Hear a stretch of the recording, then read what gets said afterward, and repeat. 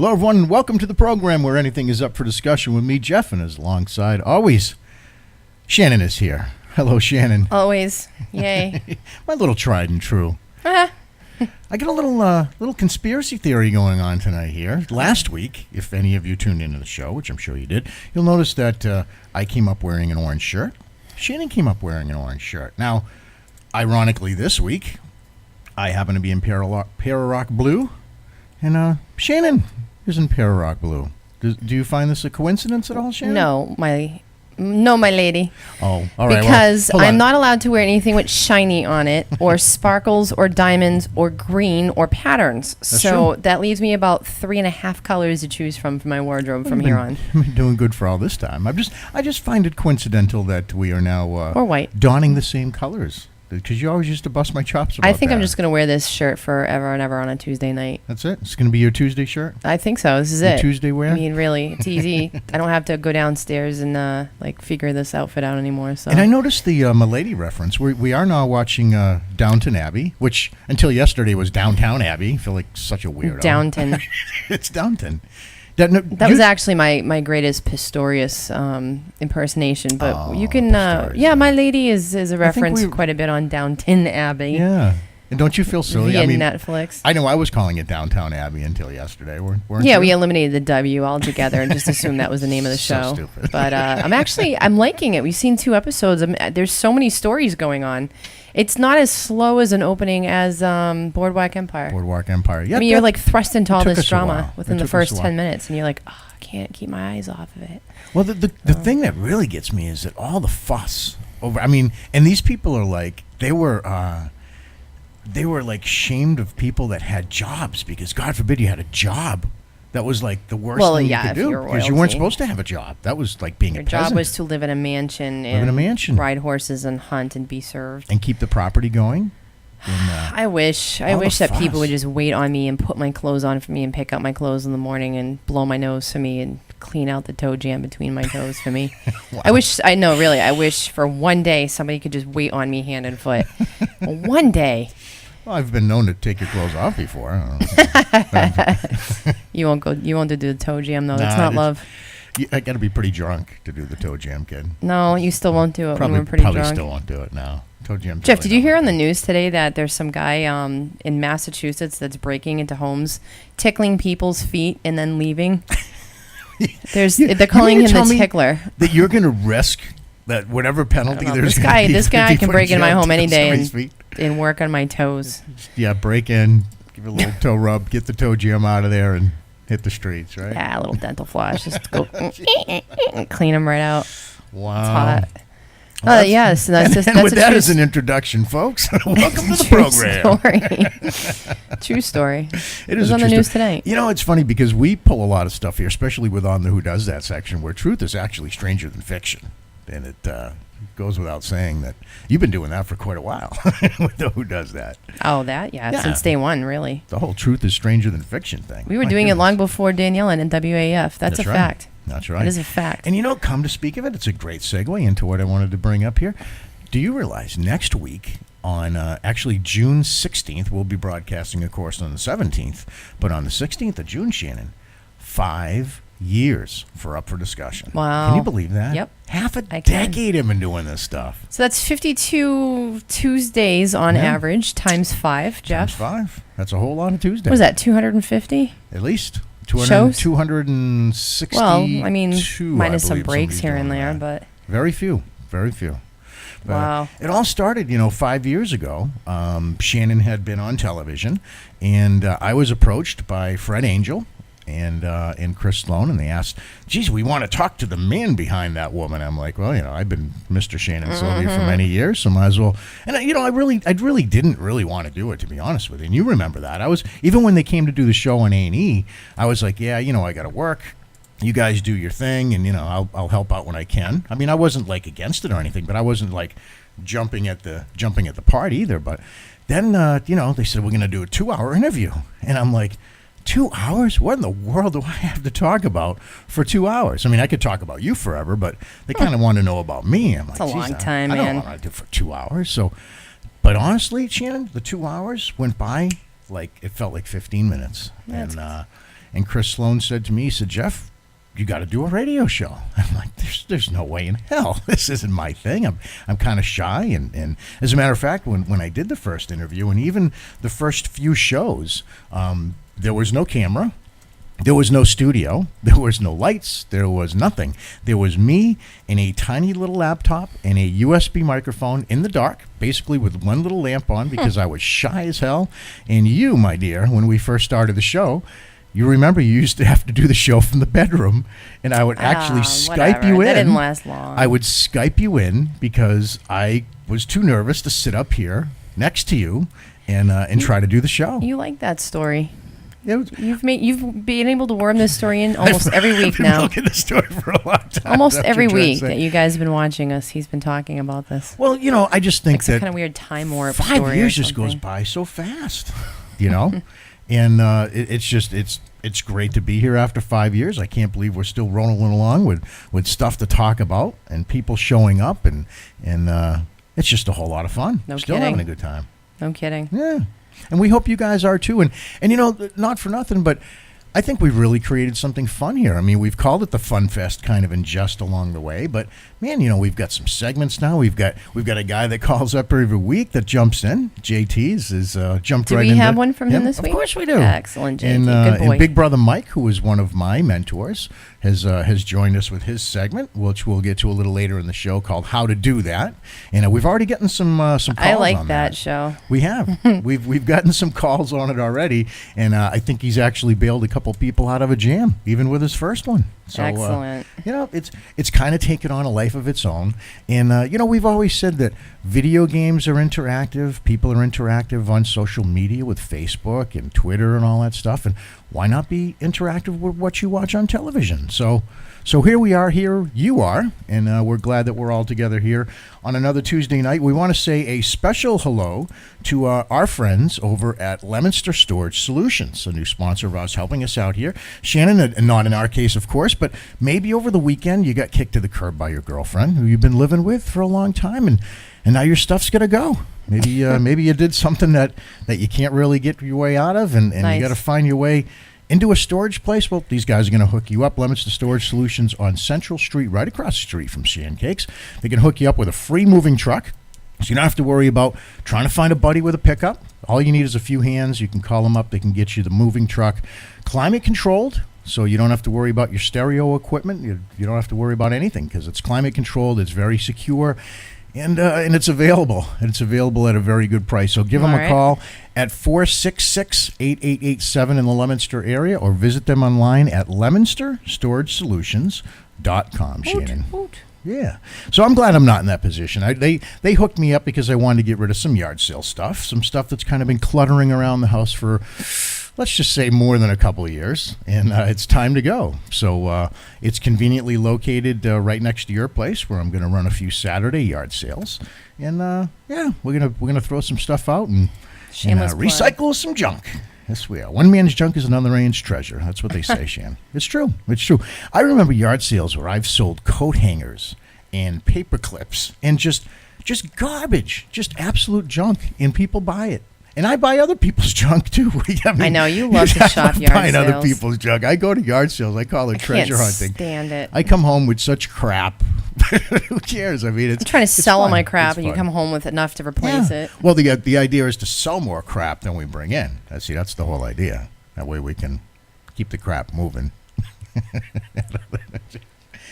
Oh, boy. Whatever. And you know what? We do want to say a very special hello tonight to our dear friend down in Pennsylvania. Donna Biddle is recovering from surgery for breast cancer. And she has pulled through nicely. The reports are coming in from her husband, Kenny, that she is all smiles and doing well. And they had found nothing but good news. And we wish her a very, very speedy recovery.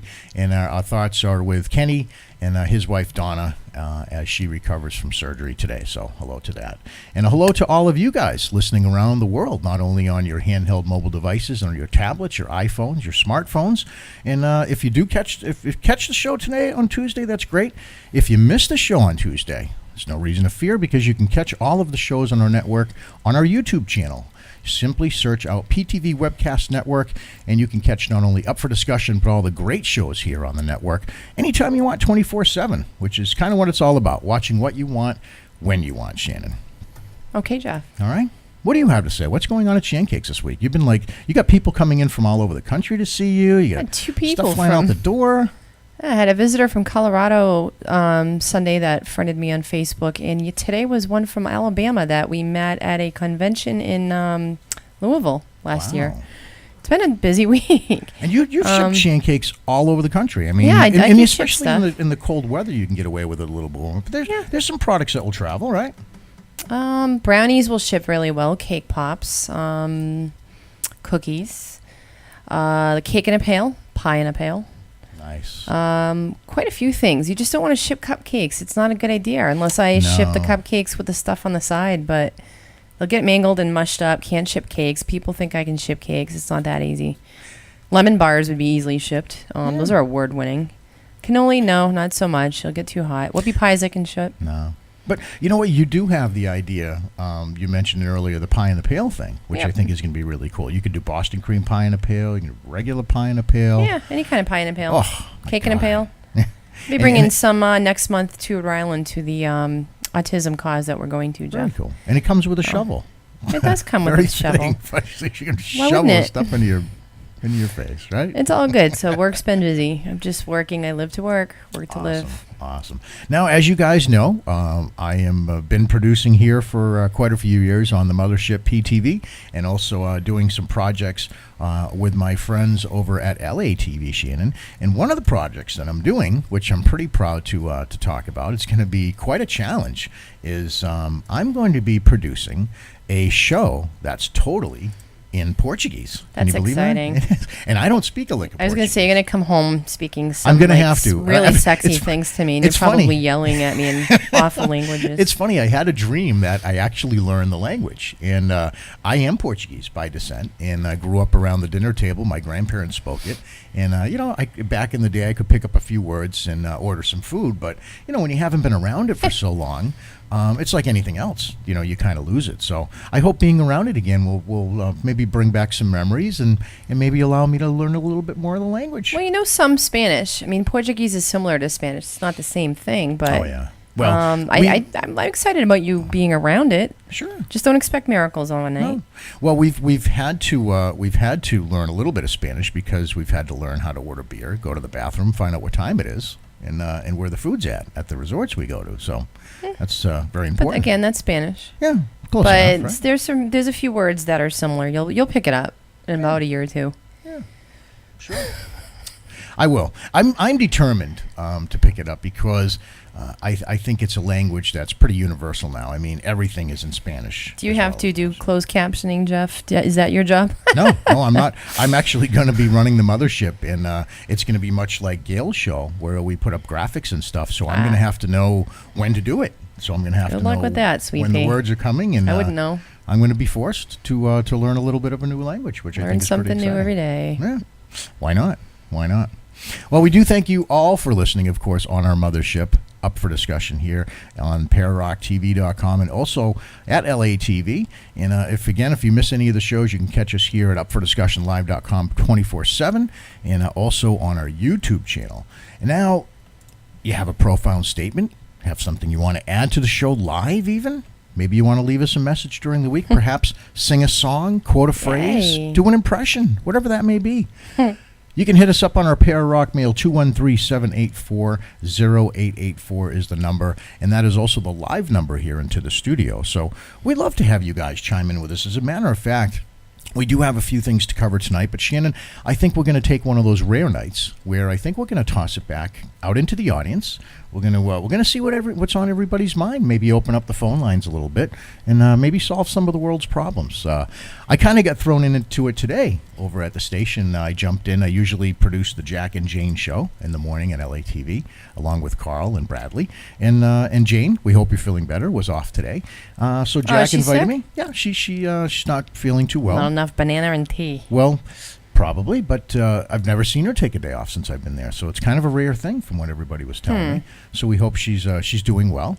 But I got to sit in with Jack today, and it was pretty interesting because he's pretty fired up about a few things, and it's nice to be able to swap conversation with him, and it was fun to be on the show. Yeah. And one of the things we did talk about, we're actually going to talk about a little bit later here on this show, because you and I were talking about it earlier. It just struck me as so profound and such a statement and testimony to what's actually going on in the world and in our country that it definitely deserves merit.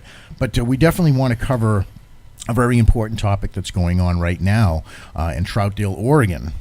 2 are dead, as this is what we know. 2 are dead, including the shooter at a high school in Oregon, where a gunman, an alleged student, they're not releasing the names yet, came in with an automatic weapon and once again opened fire on innocent students, teachers, faculty, etc. Apparently, in the beginning, there were conflicting reports coming in. They were saying that there was only 1 dead, which was the shooter, and it was a self-inflicted wound. And now they're saying that a student has died from wounds. So here we go again. we're gonna double check that, because there's still conflicting reports whether there are 1 or 2 dead. And maybe if you want to jump and Google it while we're broadcasting, and we can go to the I chat still room. think it's the 1 dead. I mean, from the news in the last hour, but I'll check it out. Yeah, we'll have to double check it. Unfortunately. But here we go again, folks. With school shootings, and where does it end? This should be a time of year where families are celebrating the graduation of students, and folks have worked very hard. And we were talking about it earlier as well. Not only the students, but the support systems that they have, the parents that have been through, the 4 years of high school or the middle school, whatever it is that they do, and these students are graduating. It's supposed to be a celebratory time of year, and for something like this to happen now, to me, is very, very tragic. Even more so because of the time of year that it's happening. And thank God there wasn't more injuries and more deaths. But geez, even 1 is absolutely too much. You and I were talking about it earlier, Shannon, and you had called again for gun laws and stronger gun laws and repeal of that. Enough's enough. We've got to do something. Something has to change. You can't just keep doing nothing and saying it's everyone's right to own a gun. I'm sorry. Maybe it is everyone's right to own a gun, but we just have to do something else. We have to do something. Yeah. Now, the reports are coming in, and it was at Reynolds High School in Troutdale, Oregon. There is a student dead, and there is the gunman that has been killed, and I believe that was a self-inflicted wound. So there is 1 student that's succumbed to his injuries, and that would make 2 fatalities at this tragic event, and many injured. They're trying to notify the family of the gunman and the student who was killed before they start releasing names. Wow. But, I guess it could have been worse, but still, it's just 1 too many. It's always worse. When something like this happens, it hits home so much because, and you think back, it's hard to say, but when we were kids, we didn't go to school in fear for our lives. No. We didn't go to school in fear of some whack job walking in with an automatic weapon and opening up fire on us, And how do you think the teachers feel nowadays? I mean, being a teacher nowadays is a whole new gig compared to what it used to be, let's call it 20 years ago. So, boy, again, our thoughts and prayers go out to the families of Troutdale, Oregon, and the students and teachers that were involved in that horrible, horrible tragedy. And we can only hope, that they do something, and something can be done to curtail this. But I'm not convinced that it's gun laws, and you'll never convince me of that, because I believe in the right to own and bear arms. I wholeheartedly believe that if you take guns away from people, then only bad people will have guns, because they're going to get them anyway. And I wholeheartedly believe that the only way to stop a bad guy with a gun is a good guy with a gun. Because if you think about it, if there's a bunch of bad guys that have got the guns, what are the good guys that don't have the guns going to do? They're not going to politic them to death. They're not going to talk them down off the ledge. They're not going to will them to do anything. Well, It's called brute force, and the only way to meet brute force is with brute force, be it right or wrong. I think it's really the only way to stand up to it is to face it head on and deal with it that way. Well, I came up with a great theory today, Jeff. You and I talked about it personally, as far as like what could be done to control guns before they get into the wrong hands. Yeah. We won't announce it here on the air, but I mean, something has to be done. Well, I think And why to a certain children extent, and why innocent people all the time? I don't understand this. to a certain extent, it's a great idea. And why not talk about it? I think what you were talking about was the regular checks on regular registrations and re-registrations of firearms. As most know, you have to register a firearm. You have to register the serial number. And as that firearm is bought and sold, there is a report that goes along with it. Now, what Shannon has come up with, which I think is an absolutely brilliant idea, is to register your guns and weapons as you would register your cars and have them inspected so that the whereabouts of those could maybe be kept better tabs of. And naturally, if somebody's going to grind off the serial number of a gun and it goes onto the market, that's one thing. And people are going to claim that their guns are stolen or whatever. But no, I think to have penalties involved. It's like a gun probation system. You have to check in your gun once a year. It has to be the gun that was registered. You have to show it to authorities and prove that you still own it. If you don't own it, you had better come up with a good explanation or pay heavy fines. Yeah, and an old hip in the chat room says, I recall being a child, and if I did not show some maturity and responsibility, I had my rights taken from me until I was old enough to act responsible.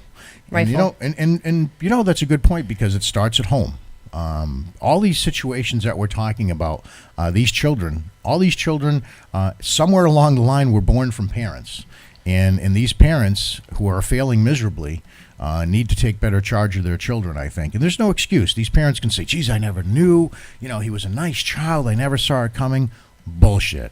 I'm sorry. No. I'm sorry. But there has to be some warning signs along the way. And I think as parents, you have to be in tune to your child, and you have to take responsibility for your child, and you have to give hope to your child. And if there's a situation going on where there is mental illness or depression or anxiety, get the help. Yep. Get the help right away. Don't delay, because the repercussions of these things are becoming worse and worse.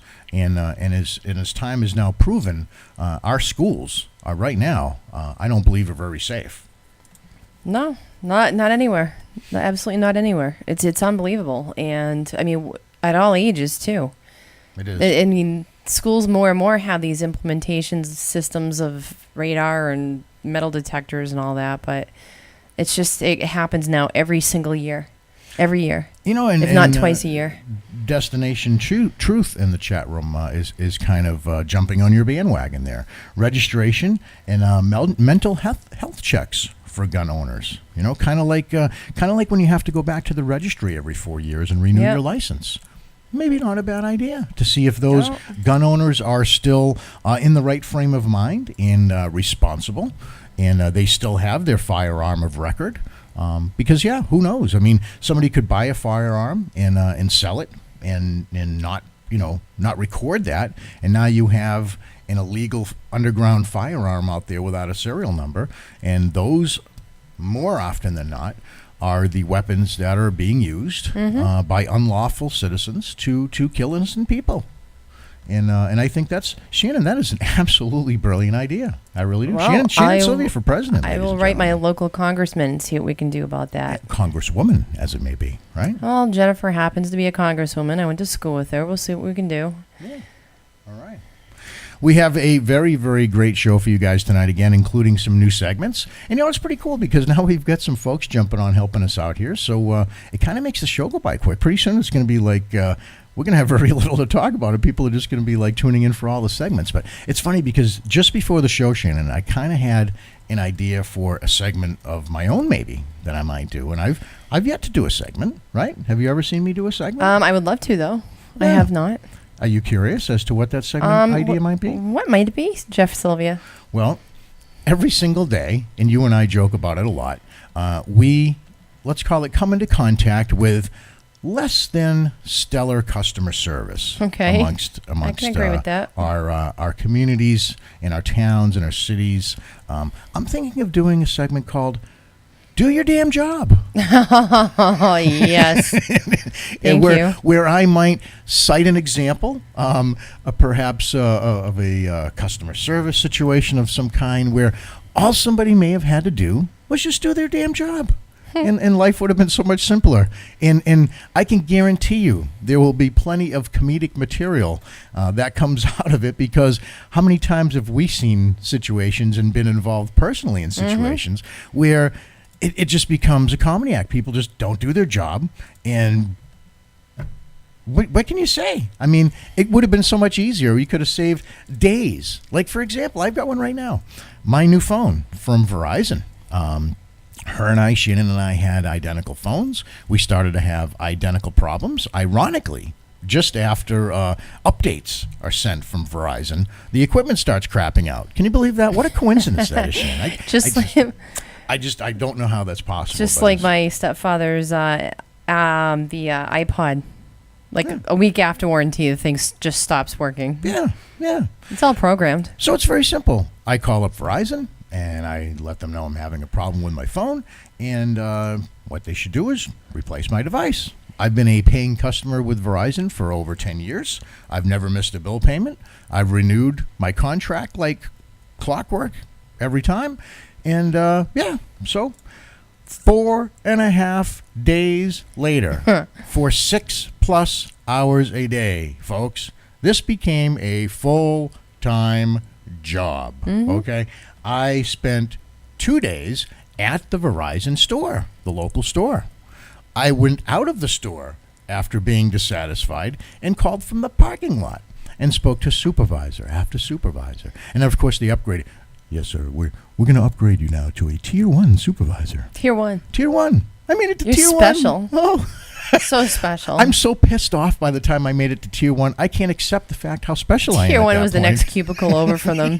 They just look at each other, high-fiving each other. It's like they hand like the phone. Office Space. The two guys, there's two guys saying, we're going to hand you to Tier 1, and they just take the phones and they hand them off to the other guy. Yeah, he was across just the Tier thing. 5 earlier. Yeah, he was Tier 5. Can I be Tier 1 today? I was Tier 5 yesterday. Can I play Tier 1 today? Hey, when I get back from lunch, I want to be with Tier 1. So, it got to be comedy. In and out of the store I go. I'm on the phone with every single Didn't they tell you at the Verizon store rep. you couldn't talk to the manager because they were in a conference call? Nope. I went in and yep.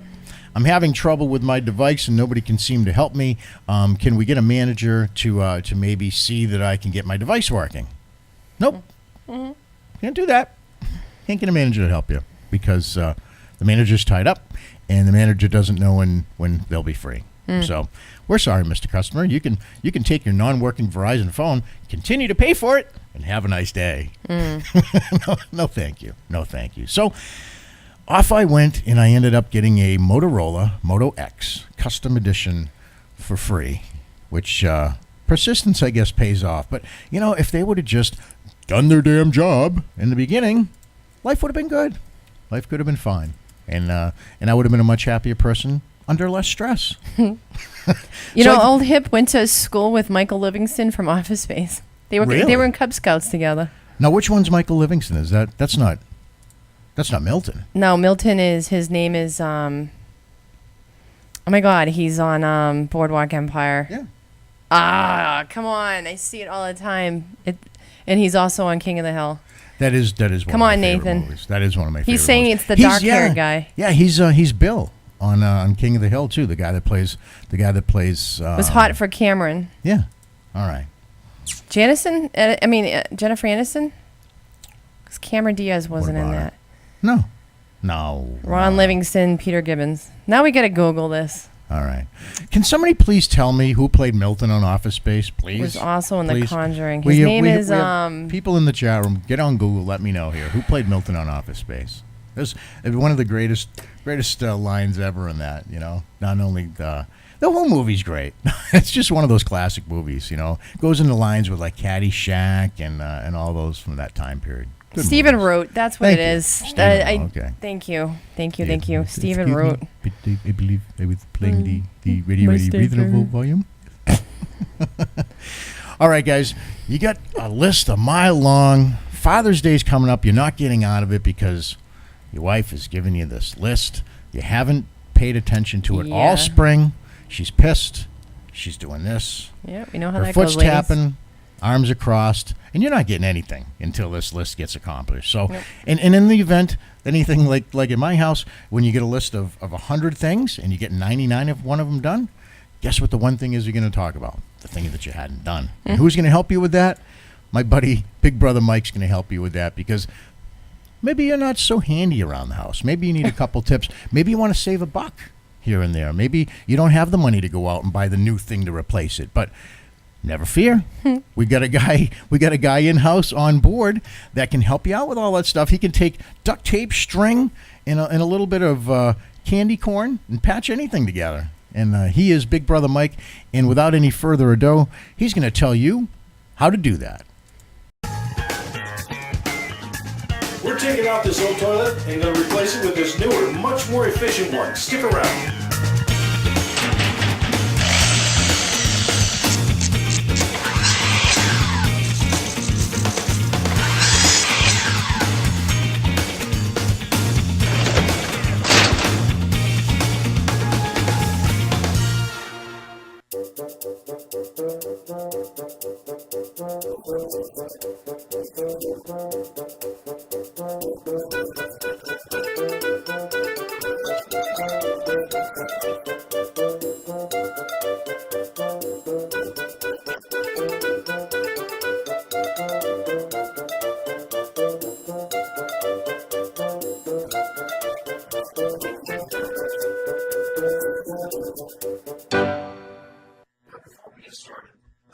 Some of the things you'll need to do before you tear out that old toilet.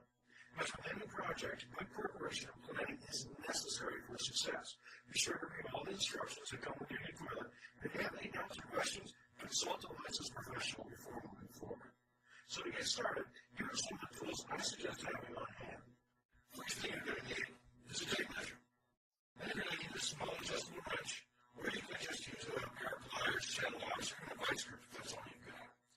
Then get yourself a small level like this one, and you're going to need some caulking. Make sure it's bathroom grade caulking and mildew resistant. Get yourself a cutting knife or a disposable one like this works great. A small hacksaw will work really well. Additionally, you're going to want to roll toilet paper, some rubber gloves, a little rag or t-shirt, a small can or a regular bowl, and you might want to get some shim just in case your floor isn't quite level. Another thing to consider is getting someone to help with lifting your old toilet out and setting the new bowl. This can be a bit heavy and a little awkward. The last thing to think about before starting, if you plan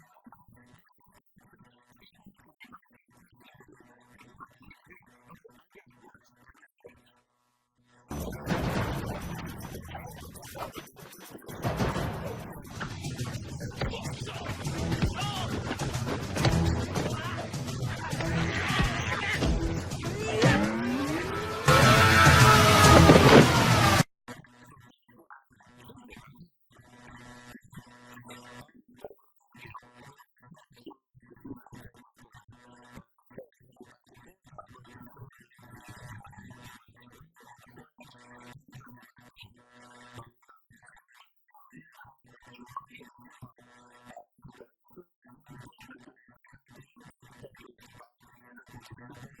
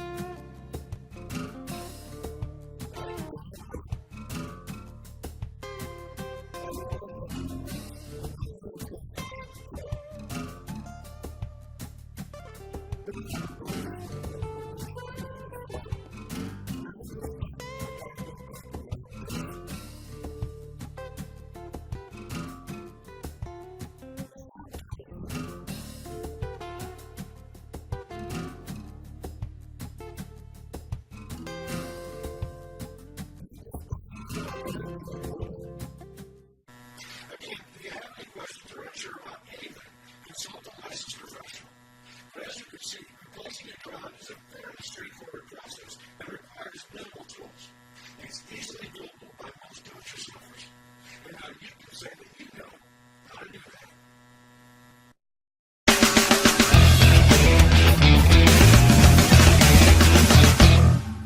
For today's quick tip, we replaced our old toilet with a more efficient one. That's going to save us money on our water bill in the long run. But if you don't want or need to replace your toilet, there's some things you can do to make your existing toilet more efficient.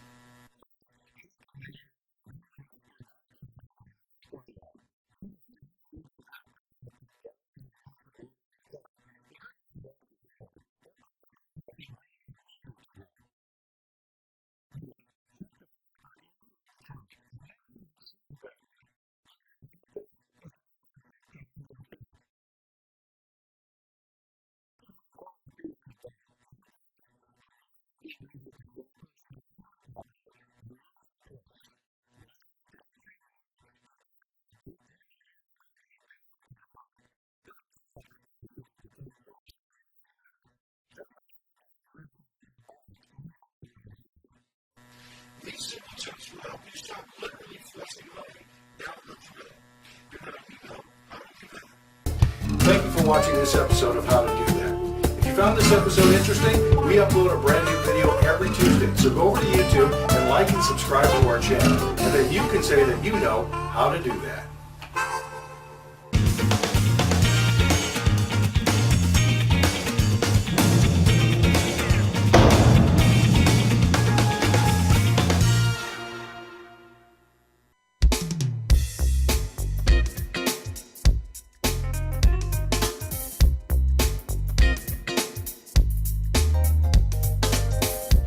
Up for discussion live with Jeff and Shannon. We'll be back right after this.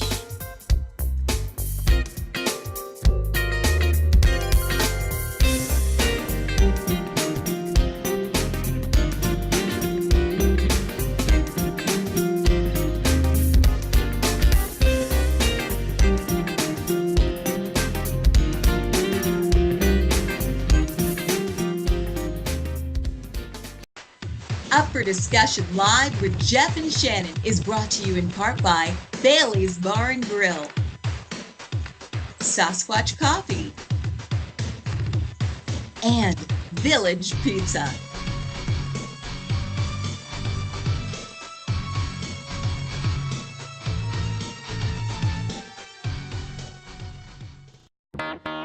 And now back to Up for Discussion right here on Para-Rock TV.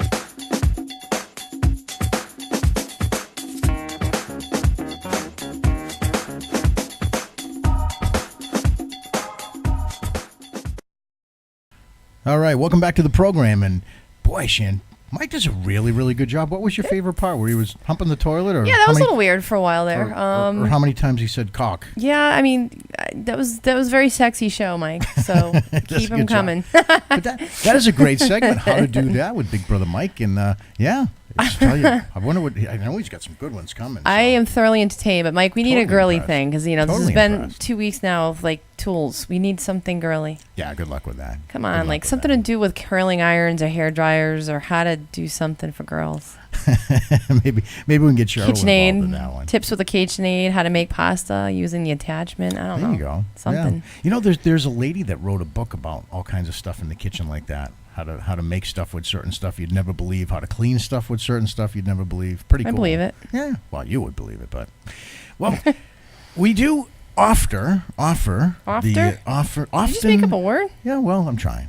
We offer the call-in number 213-784-0884, and we offer you to call in with your profile statements, your thoughts, your feelings, and yeah, that's our dog. Yeah, that's how you can tell the show is live. Yep. We're coming to you live from the Para-Rock Kennels here tonight, folks. Obviously, it's important. Yeah. Hey, cool it down there. And usually remain quiet for a whole hour. But you know what? It is time to go inside the male mind and find out what JT thinks. Hello, Jeff and Shannon. This is JT from LA. That's right, Shannon, the Leominster area. Making sure you get I that. really like your new segment. It's called How to Do That. That's going to prove invaluable for guys like me. See? I got a biker friend of mine who could really use it. Like, he come home from work one day, and there's his wife waiting for him, standing by the washing machine. She's got that mean look on her face, mean, disgusted look on her face. She said to him, "When are you going to fix this washing machine? I can't wash my clothes. I'm running out of clothes." The biker says, "What do I look like, the Maytag repairman?" Gets mad, walks out of the house, hops on his bike, goes down to the local watering hole, spends the night down there. Next day, he gets out of work, comes home, and there's his wife standing by the sink with a stack of dishes. She says, "When are you going to fix this sink? It's all clogged up. The drain don't work. The faucet leaks. When are you going to fix this?" He looks at her and he says, What do I look like, the Roto-Rooter man?" Gets mad, walks out, hops on his bike, spends the night down the local watering hole. The next day, he comes home, walks in the door. There's his wife cooking dinner. A nice dress on, cooking dinner. He looks in the corner and the washing machine's working, washing the clothes. He looks at the sink. He goes over to the sink, tests out the faucet, working, the drain's working, the dishes all been washed. Says to his wife, "Honey, who fixed all this stuff?" And the wife says, "Well, it's our new next door neighbor. He's a plumber." "Wow, he did a good job. How much did he charge you?" And she says, "Well, he said that I could either bake him a cake or I could have sex with him." So the biker says, "Well, what kind of cake did you bake him?" She says, "What do I look like, Betty Crocker?" Oh. Bye, Jeff and Shannon.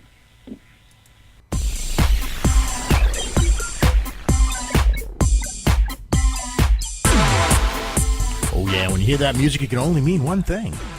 It's that segment of the program when Shannon Sylvie asks, "Who does that?" And now, ladies and gentlemen, I give you Shannon Sylvie.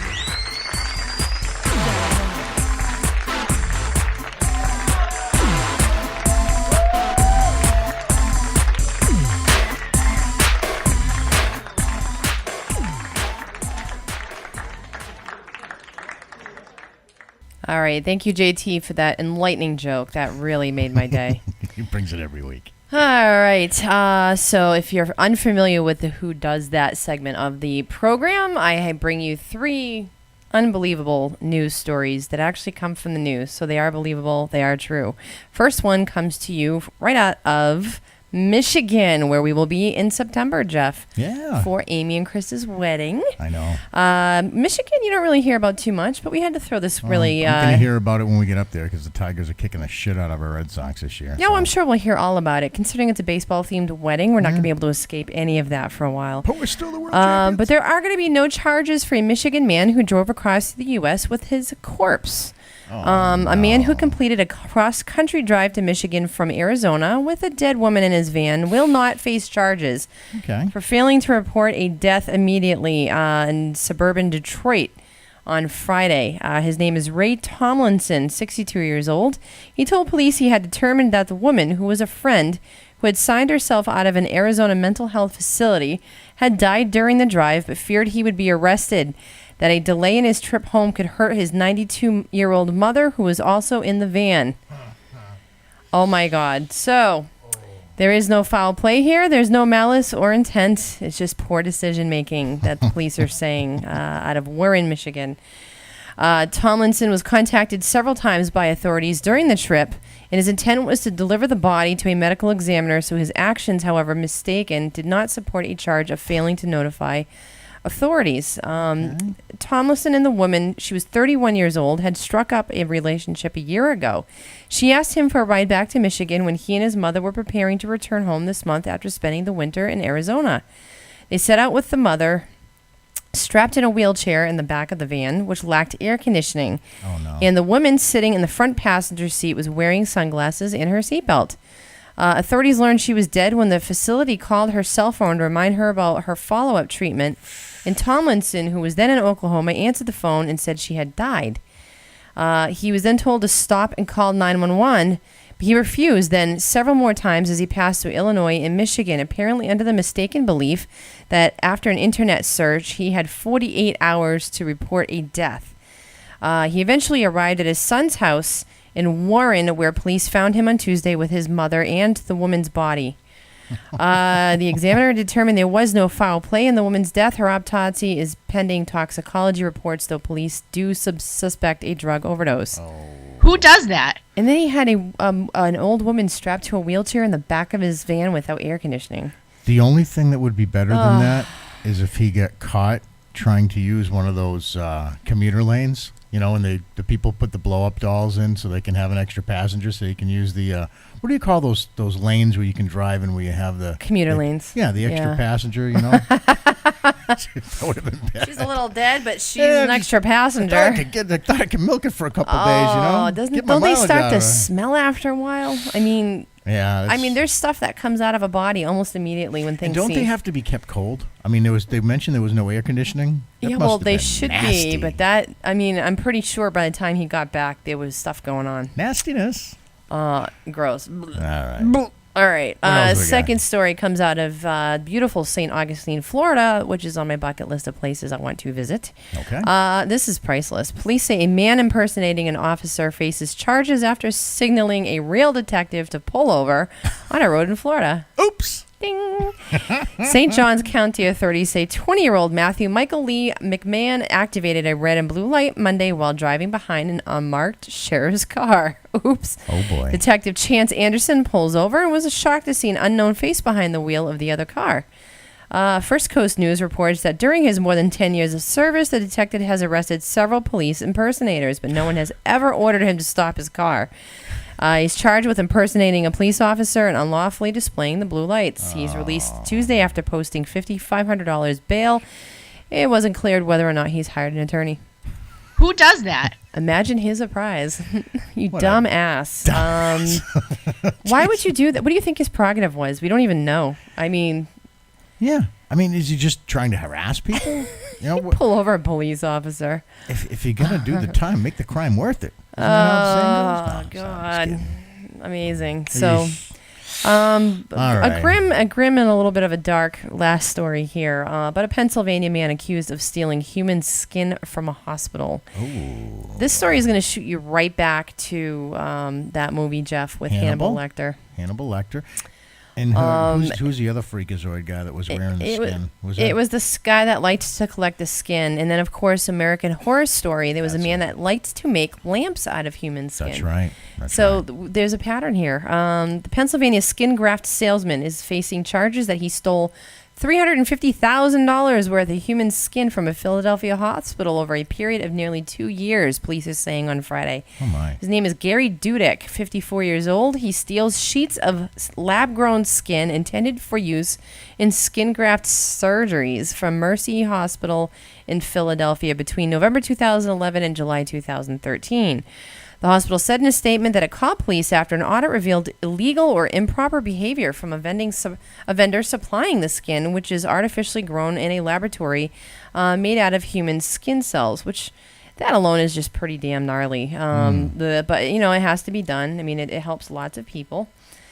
And the man's lawyer said that his client has done nothing that amounts to criminality. He called the charges draconian and that they were better dealt with in a civil rather than as a criminal case. Really? I don't buy that. Who does that? He worked as a sales rep for specializing in tissue regeneration for Organogenesis, a Massachusetts-based biotech firm that engineers skin tissue for use in grafting. Now, Jeff, my friend Annie, that I went to high school with, works for that company, and that's her department. They grow skin. Now, what pray tell are you going to do with the skin? Is he just trying to like sell it? Is he trying to just like? Is it like ripping off pharmaceuticals to sell them and make money, or what's the deal? I mean, to be honest with you, it's clear. It's not immediately clear under what circumstances that he left the supplies company. It said it was a mutual parting of ways following a dispute. The motive for the alleged theft remains unclear, says a spokesperson. Strange. This is the first incident we've had like this. Dudek was arrested at his home in Wallingford, Pennsylvania, on charges of theft and record tampering. He's been released on $10,000 bail. Neither he or his lawyer could be reached for comment. I am fascinated. Why would a man want that much skin? He's obviously selling it to some kind of black market. Gotta be a black market thing. It doesn't make any sense. I just wonder how much $350,000 worth of skin is. Is it something that you can take out in a briefcase? Is it something that you need a large box for, or maybe a big tote? How much skin does $350,000 buy you? I have absolutely no idea what he's doing with that skin. Bizarre crap. I just wonder if he has a lady in a hole somewhere. Oh boy. And then, throws down the little white dog. Remember, she grabbed the dog and, she go lured there. the dog down there. Don't go there. Don't go there. I don't know. That's just creepy. It's creepy. It's gross, and it's not a nice crime because you're taking that skin away from victims that really need it. That's to be true. honest with you, so that should be a lot worse than we think for charges. To be honest, This was kind of an experiment tonight. We kind of came in freewheeling. Wanted to just kind of have some fun, chat with you guys about what's going on in the world, and throw a few laughs out there. And lo and behold, an hour goes pretty quick. I didn't even get to bash Hillary Clinton. Oh crap! We were gonna wait bash till next week. Hillary. Yeah. I don't even care to talk Poverty about my her right ass. now. It's pathetic. I don't know. I used to like the woman until she opened up her mouth this week. But I know. We do have a couple minutes, so we'll go for it. Hillary Clinton is under fire after the comments she made this week about being dead broke. Her family was dead broke as they came into the White House and dead broke as they left the White House. Claimed about having problems paying her mortgage, sending the kids to school. And she can identify now with the struggling population that is poverty in the United States. And I say bullshit on Hillary Clinton. You and your $2.3 million house is times 4. Too bad. Too bad. You have no idea what poverty is. You've never struggled a day in your adult natural life.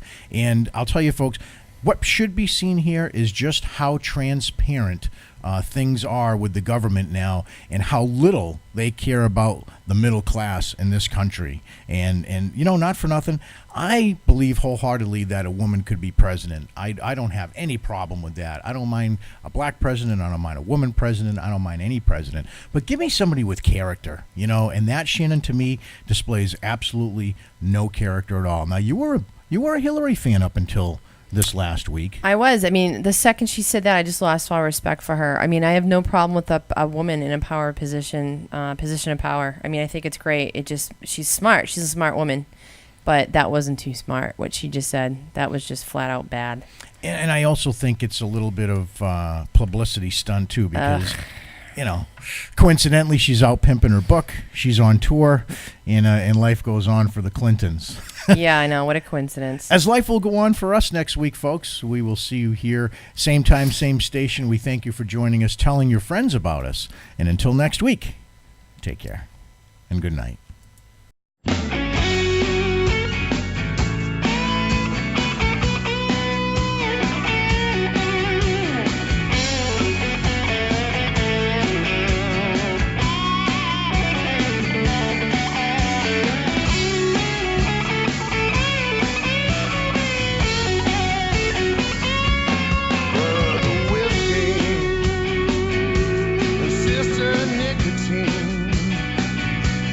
Brother whiskey